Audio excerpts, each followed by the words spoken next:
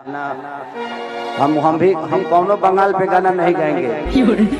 हम बंगाल पर गाना नहीं गाएंगे भाई। सोशल मीडिया पे बहुत तेजी से वायरल हो रहा है यह पवन सिंह का टिकट जो मिला था बीजेपी से। फिलहाल में उन्होंने ट्वीट किए कर अपने ट्विटर पे लिखा था कि मैं किसी कारण चुनाव नहीं लड़ूंगा आसनसोल से। आखिर इसका क्या मामला है, चलिए बात करते हैं इस वीडियो में। को बता दें कि पवन सिंह को टिकट मिलने के बाद बहुत ही खुशी थी, लेकिन वो क्या बात हो जाता है कि आखिर ट्विटर पे ऐसे कुछ बातें लिख देते हैं।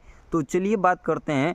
आपको बता दें कि पवन सिंह तो एक एक्टर और सिंगर हैं भोजपुरी इंडस्ट्री के लिए।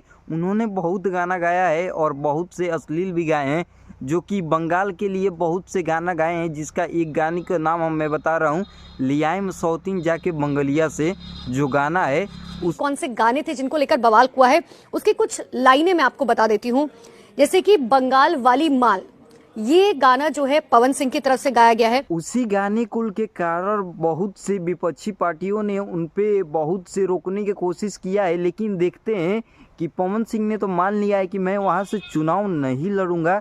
लेकिन उनका कल मीटिंग था दिल्ली में, तो देखते हैं आखिर उनको टिकट कहीं और से दिया जाता है या नहीं दिया जाता है, या वो चुनाव अब लड़ेंगे कि नहीं लड़ेंगे। पवन सिंह से इंटरव्यू में पूछा गया तो उन्होंने बताया है कि अभी इस बात को होल्ड में रखिए, तो अभी इस मामले में हम लोग कुछ नहीं कह सकते हैं। तो आपने शुरुआत में भी देखा खेसारी लाल यादव का एक स्टेज शो था, उसमें खेसारी लाल यादव बोल रहे हैं कि मैं भी अब बंगाल के ऊपर कभी गाना नहीं गाऊंगा, जो कि आप लोग सुने होंगे। और अभी तक पवन सिंह बंगाल के ऊपर गाना नहीं गाए रहते तो आज वह पश्चिम बंगाल से चुनाव लड़ते और सांसद बनने का चांस था उनके पास। लेकिन उनका कुछ ऐसे वैसे गाने हैं जो कि उनको रोकने की कोशिश कर रही है। तो आप लोग इस बारे में क्या कहना चाहते हैं कमेंट लिस्ट में ज़रूर बताइएगा। और हमारे चैनल पे नए हो तो चैनल को सब्सक्राइब, और फेसबुक पेज पर देख रहे होंगे तो पेज को फॉलो और वीडियो को प्यारा सा लाइक ज़रूर कर लीजिएगा। मिलते हैं फिर नेक्स्ट वीडियो में।